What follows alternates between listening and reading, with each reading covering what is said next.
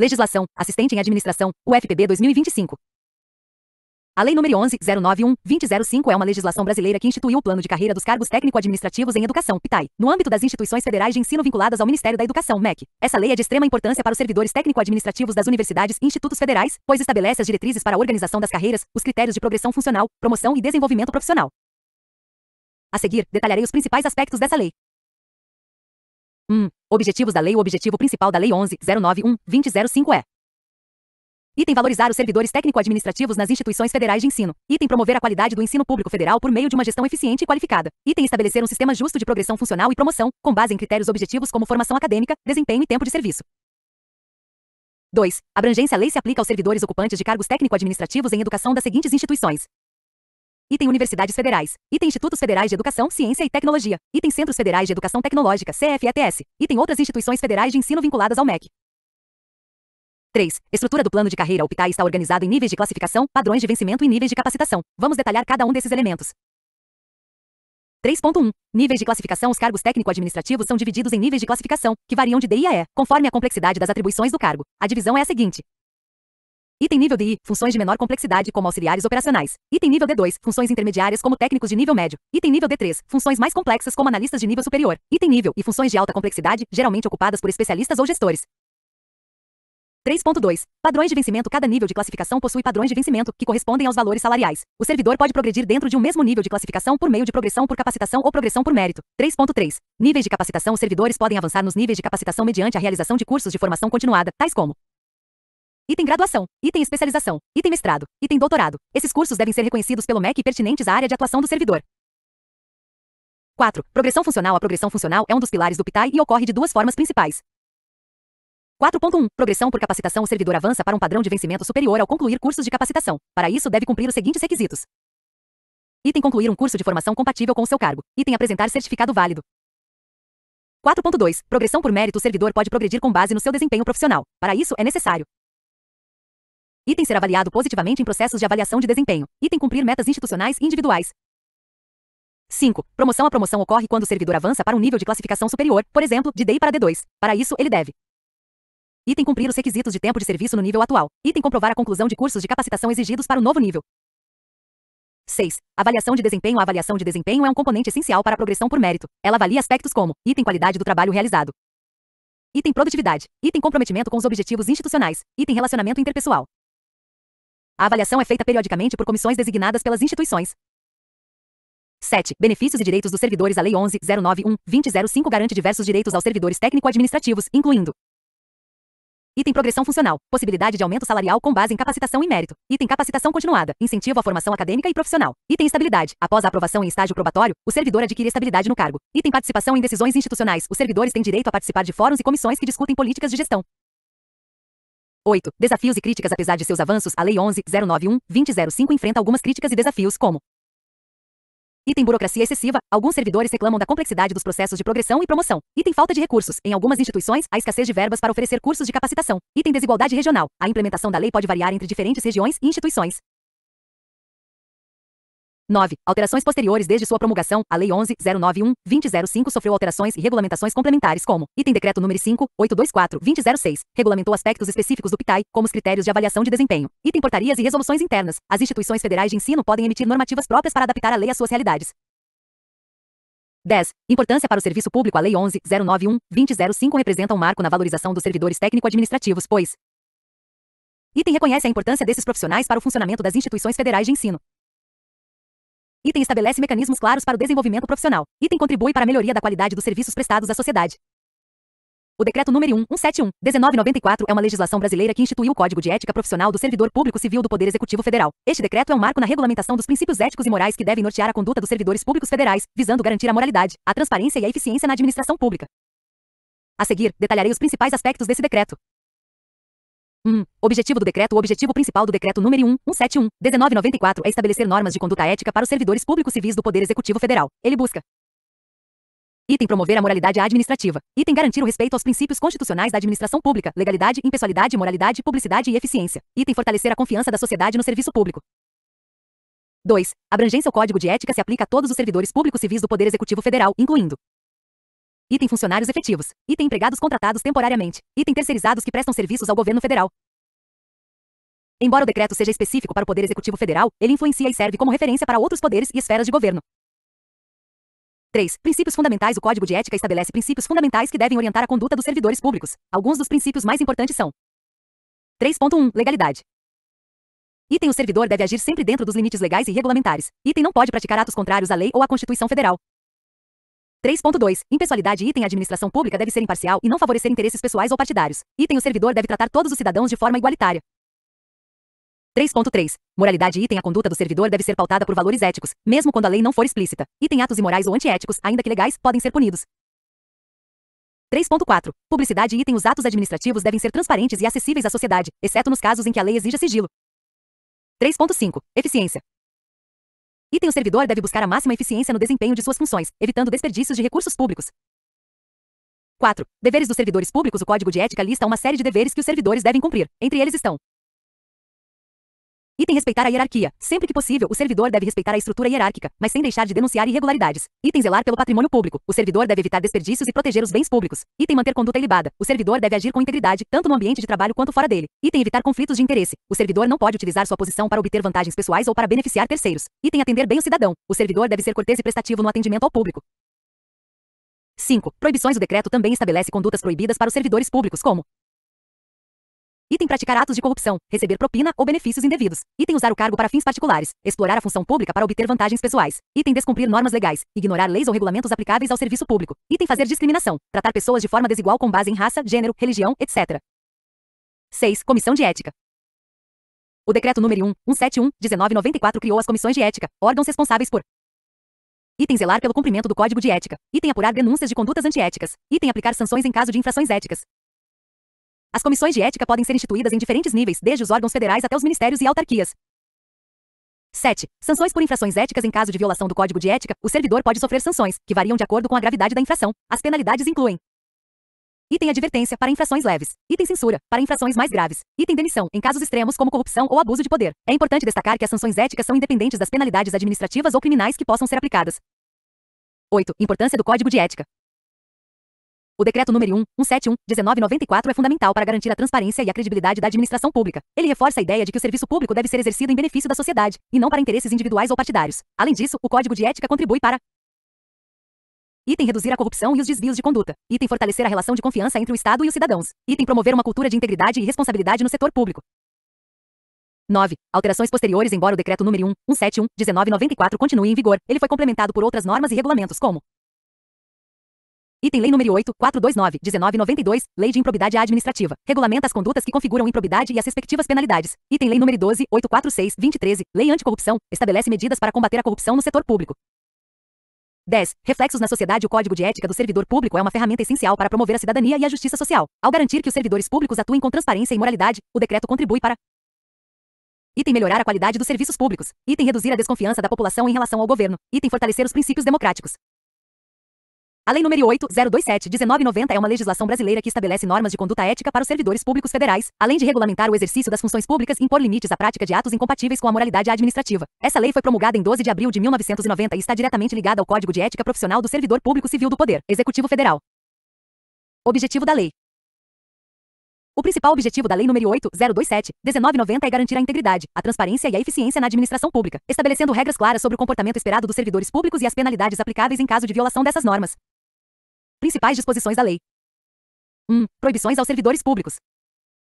A Lei nº 8027/1990 enumera uma série de condutas vedadas aos servidores públicos, com o intuito de preservar a moralidade e a imparcialidade no serviço público. Entre as principais proibições estão: Item. Aceitar presentes ou vantagens indevidas. O servidor não pode aceitar presentes, favores ou benefícios que possam comprometer sua imparcialidade ou configurar conflito de interesses.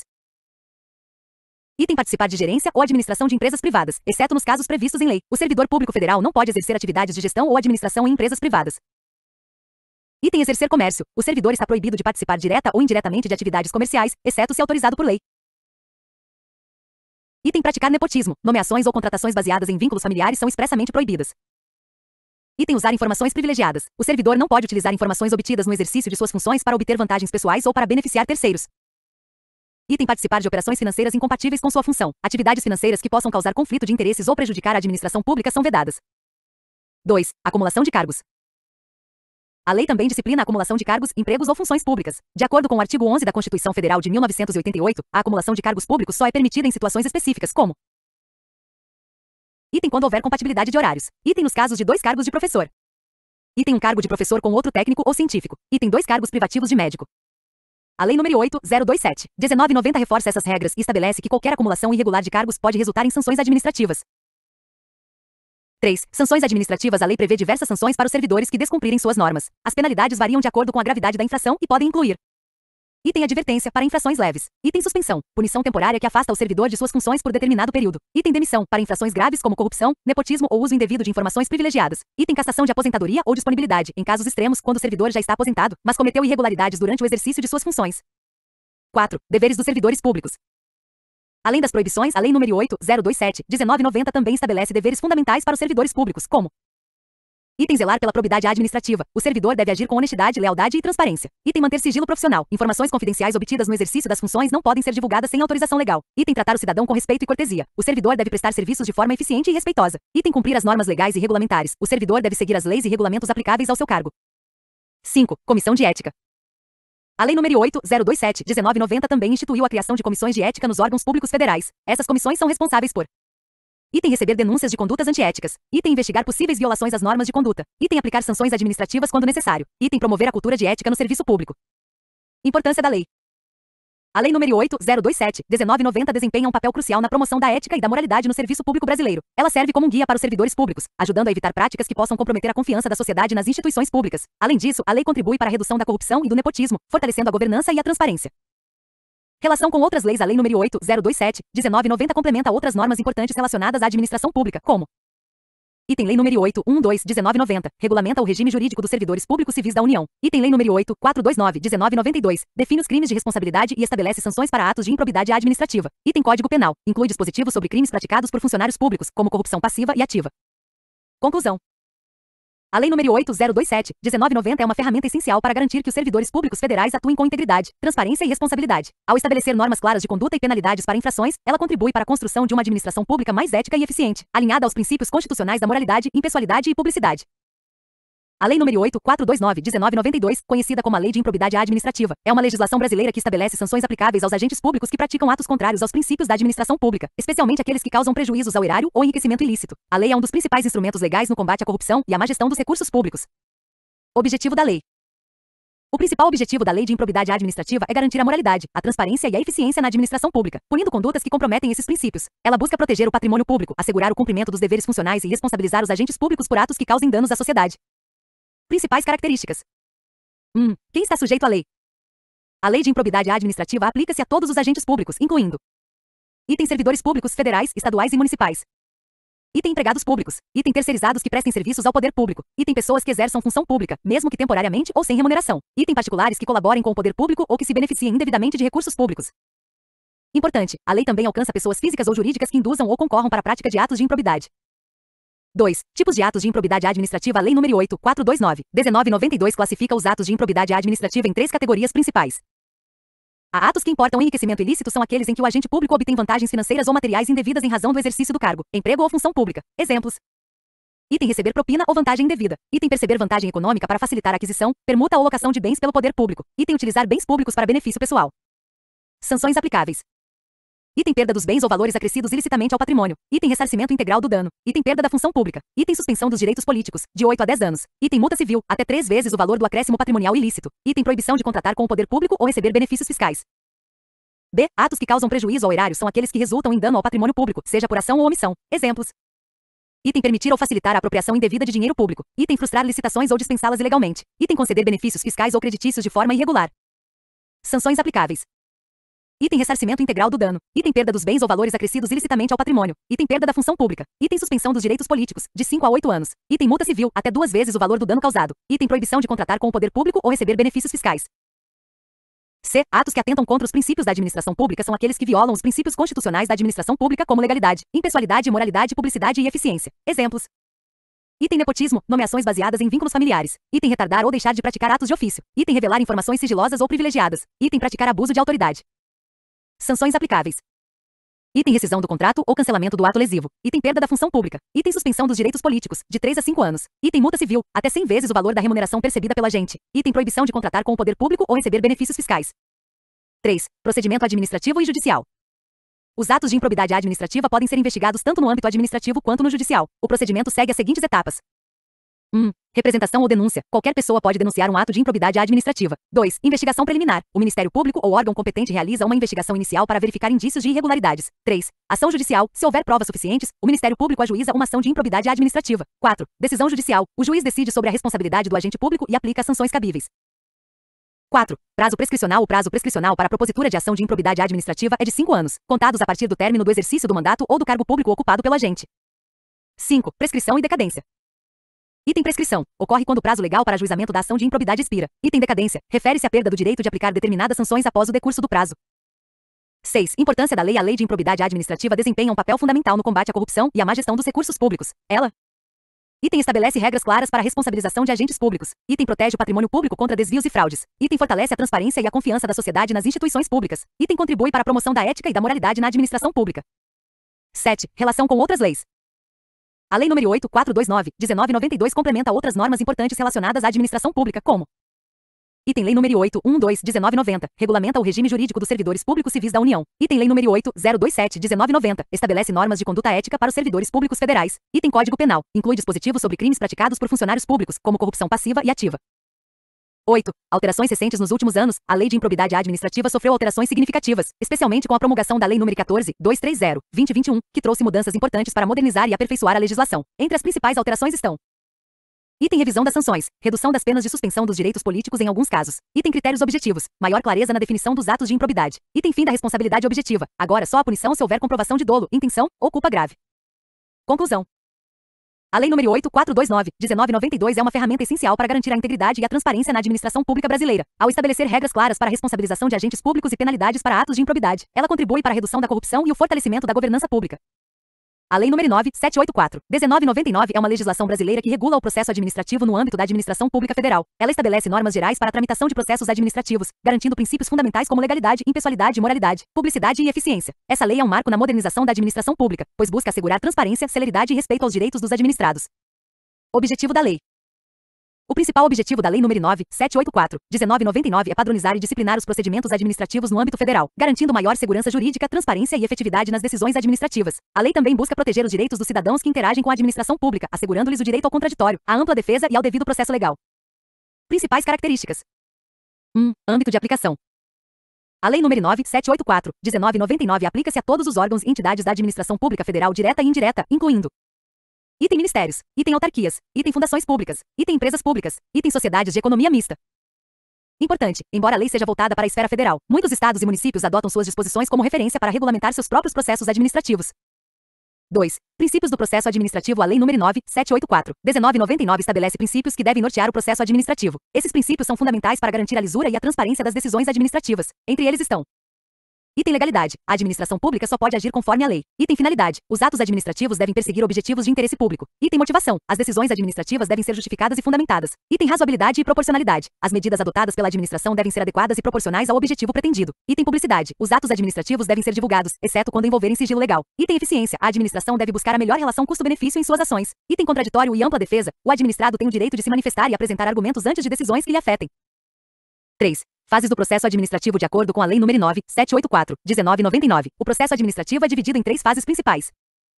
A início do processo. O processo administrativo pode ser iniciado: Item de ofício, por iniciativa da administração pública. Item por provocação do interessado, cidadão ou empresa. Requisitos para o início. Item existência de fato que justifique a instauração do processo. Item competência do órgão ou autoridade responsável. B. Instrução. Nesta fase, são coletadas provas e informações necessárias para subsidiar a decisão administrativa. Podem ser realizadas diligências, perícias, audiências públicas e outras atividades. C. Decisão. Ao final do processo, a administração pública deve emitir uma decisão fundamentada, observando os princípios da motivação e da razoabilidade. A decisão deve ser comunicada ao interessado, que poderá recorrer caso discorde. 4. Direitos dos administrados. A Lei nº 9784/1999 garante uma série de direitos aos administrados, cidadãos ou empresas que participam de processos administrativos. Entre eles estão: E tem direito à comunicação. O administrado deve ser informado sobre o andamento do processo e as decisões tomadas. E tem direito à vista dos autos. O interessado pode consultar os documentos e registros do processo. E tem direito ao contraditório e à ampla defesa. O administrado pode apresentar argumentos, documentos e provas em sua defesa. E tem direito à impugnação. O interessado pode contestar decisões ou atos administrativos que considerar ilegais ou injustos. E tem direito ao sigilo. Informações pessoais ou sensíveis devem ser protegidas, exceto nos casos previstos em lei. 5. Recursos administrativos.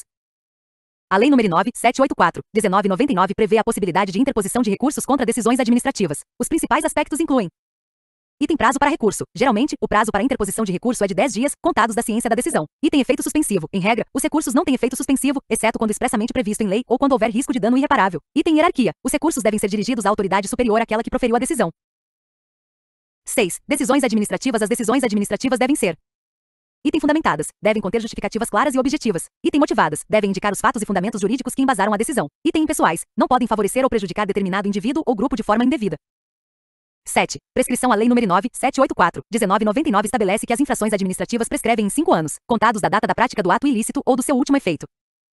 8. Importância da lei. A Lei nº 9.784/1999 desempenha um papel crucial na modernização da administração pública brasileira. Entre seus principais benefícios estão: item transparência, garante maior clareza e publicidade nos atos administrativos. Item segurança jurídica, estabelece regras claras para a tramitação de processos administrativos. Item proteção dos direitos dos cidadãos, assegura o respeito ao contraditório, à ampla defesa e ao devido processo legal. Item eficiência, promove a celeridade e a racionalização dos procedimentos administrativos. 9. Relação com outras leis. A Lei nº 9.784/1999 complementa outras normas importantes relacionadas à administração pública, como: item Lei nº 812/1990, regulamenta o regime jurídico dos servidores públicos civis da União. Item Lei nº 8429/1992, define os crimes de responsabilidade e estabelece sanções para atos de improbidade administrativa. Item Lei nº 12.527/2011, Lei de Acesso à Informação, regula o acesso a informações públicas. Conclusão. A Lei nº 9.784/1999 é um marco na regulamentação dos processos administrativos no Brasil. Ao estabelecer princípios e procedimentos claros, ela contribui para a melhoria da gestão pública, promovendo transparência, eficiência e respeito aos direitos dos cidadãos. A lei é uma ferramenta essencial para garantir que a administração pública atue de forma ética, transparente e responsável. 1. Âmbito de aplicação. A Lei nº 812/1990 aplica-se a todos os servidores públicos civis da União, incluindo: item órgãos da administração direta, ministérios, secretarias, etc. Item autarquias ex, INSS, Anvisa. Item fundações públicas ex, Fundação Nacional de Saúde, Funasa. Importante: a lei não se aplica aos militares, aos empregados de empresas públicas ou sociedades de economia mista, nem aos servidores estaduais e municipais, que seguem legislações próprias. 2. Conceito de servidor público. De acordo com a Lei nº 812/1990, servidor público é a pessoa legalmente investida em cargo público. Um cargo público é criado por lei, com denominação própria, remuneração específica e atribuições definidas. Os servidores podem ser classificados em: item efetivos, aqueles que passaram por concurso público e ocupam cargos permanentes. Item estáveis, após 3 anos de efetivo exercício, os servidores adquirem estabilidade, exceto nos casos de processo administrativo disciplinar ou avaliação periódica insatisfatória. Item comissionados, ocupam cargos de confiança, geralmente relacionados à gestão e direção, e podem ser nomeados sem concurso público. 3. Direitos dos servidores públicos. A Lei nº 812/1990 garante uma série de direitos aos servidores públicos. Entre eles estão: a remuneração, item vencimento base mais vantagens pecuniárias, gratificações, adicionais, etc. Item irredutibilidade de vencimentos, exceto nos casos de previdência social ou pensões. B. Férias, item 30 dias de férias anuais, com acréscimo de 1/3 constitucional sobre o salário. C. Licenças, item licença para tratamento de saúde. Item licença gestante, 180 dias. Item licença paternidade, 5 dias, podendo ser ampliada para 20 dias em caso de adesão ao programa Empresa Cidadã. Item licença para capacitação profissional. Item licença para atividade política. D. Adicionais, item adicional por tempo de serviço, antiguidade. Item adicional noturno. Item adicional de insalubridade ou periculosidade. E estabilidade. Após 3 anos de efetivo exercício, o servidor adquire estabilidade no cargo, exceto nos casos de: item processo administrativo disciplinar com decisão desfavorável. Item avaliação periódica de desempenho insatisfatória. Item redução de quadros por necessidade pública. F. Outros direitos. Item auxílio alimentação. Item auxílio transporte. Item assistência à saúde, plano de saúde. Item previdência social. 4. Deveres dos servidores públicos. A Lei nº 812/1990 também estabelece uma série de deveres para os servidores públicos. Entre os principais estão: item exercer com zelo e dedicação as atribuições do cargo. Item observar as normas legais e regulamentares. Item ser leal às instituições a que servir. Item manter conduta compatível com a moralidade administrativa. Item tratar com urbanidade as pessoas. Item cumprir as ordens superiores, exceto quando manifestamente ilegais.